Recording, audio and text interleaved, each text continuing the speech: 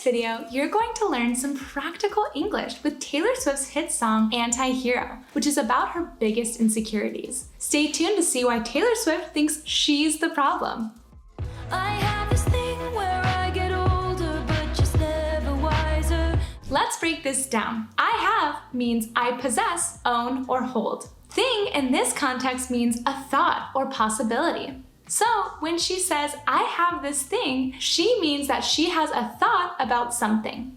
It's also a common expression to say, the thing is, which is used to introduce an explanation or excuse. For instance, the thing is, we love each other. Wise means having or showing experience, knowledge, and good judgment. Wiser is the comparative form of wise. It's in this form because she's comparing her past self with her present self.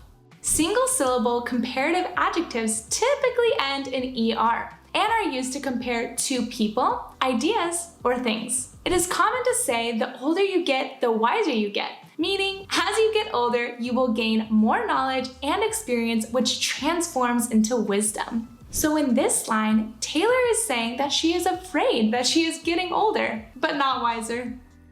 Midnights become my afternoons.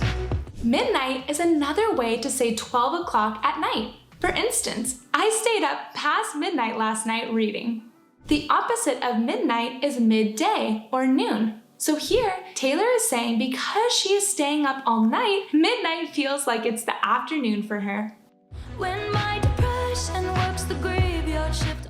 Depression is an illness where you have constant sadness and no interest in activities that once brought you pleasure. If you notice your friend is very sad and not interested in doing any fun activities anymore, that may be a sign of depression.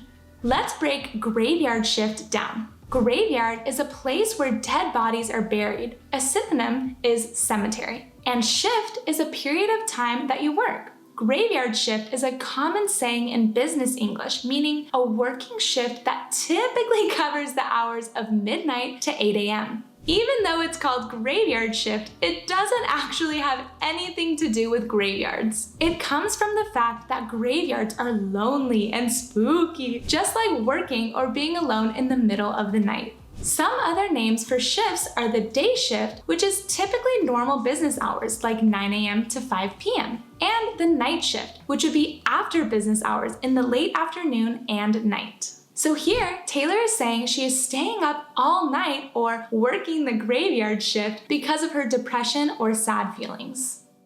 All of the people I've ghosted stand there in the room.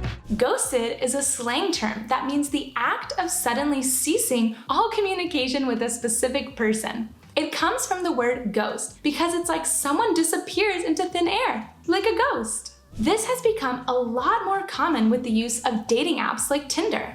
If you go on a date with someone and then you never hear from them again, unfortunately, you just got ghosted. You ghosted me for 3 years. So here, Taylor is saying she has nightmares of all the people who she's stopped talking to in her life or ghosted will come back into her life. I should not be left to my own devices. They come with prices. Normally, when someone thinks of a device, they think of an electronic device, like a phone or laptop. But here, it's actually quite different. The expression, leave someone to their own devices, means to leave someone to do as they wish without supervision. You shouldn't leave your kids to their devices. You never know what could happen. Here, Taylor is saying she shouldn't be left alone to go on social media and see the mean things that are written about her. It never ends well.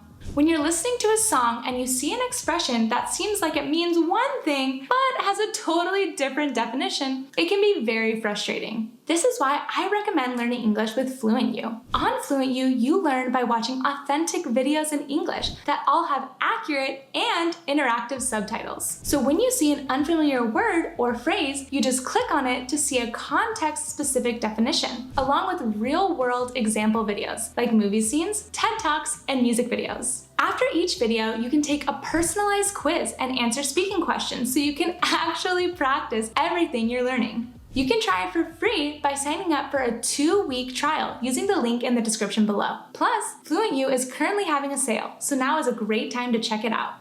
And vices, I end up in crisis. A vice is an immoral or evil behavior commonly linked to addiction. Some common vices are consuming drugs and alcohol, gambling, or not taking care of yourself. A crisis is a time of intense difficulty, trouble, or danger.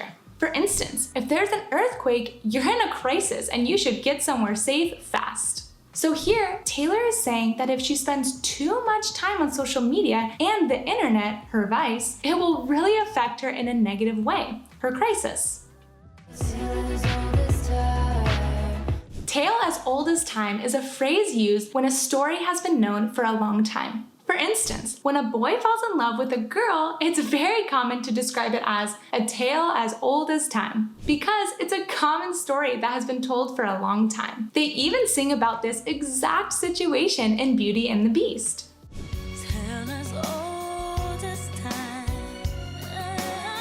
So in this line, Taylor is saying that people getting their feelings hurt from social media is a very common story that's been known for a long time. I wake up screaming from dreaming. One day I'll watch as you're leaving.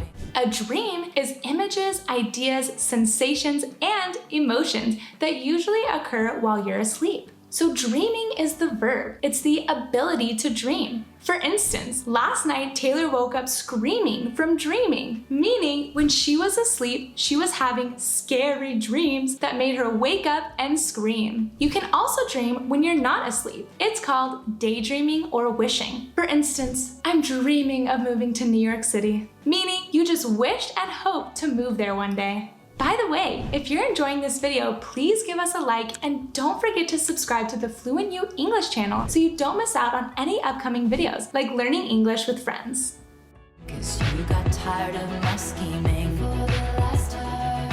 Cuz is the shortened form of because. We pronounce this as cuz. For instance, Taylor Swift is my favorite singer because she writes her own songs. There's another word spelled exactly the same and pronounced cause, which means a person or thing that gives rise to an action. For instance, her stressful day caused her to take a bath. Scheming means involved in making secret plans. For instance, I was scheming to try and get my boyfriend to take me to Disneyland. So in this line, Taylor is saying she thinks her boyfriend will leave because he's tired of her making secret plans. It's me. Hi, I'm the problem. It's me. Here, Taylor is saying that she's the problem or the issue because she lets social media comments and what people say affect her in a negative way.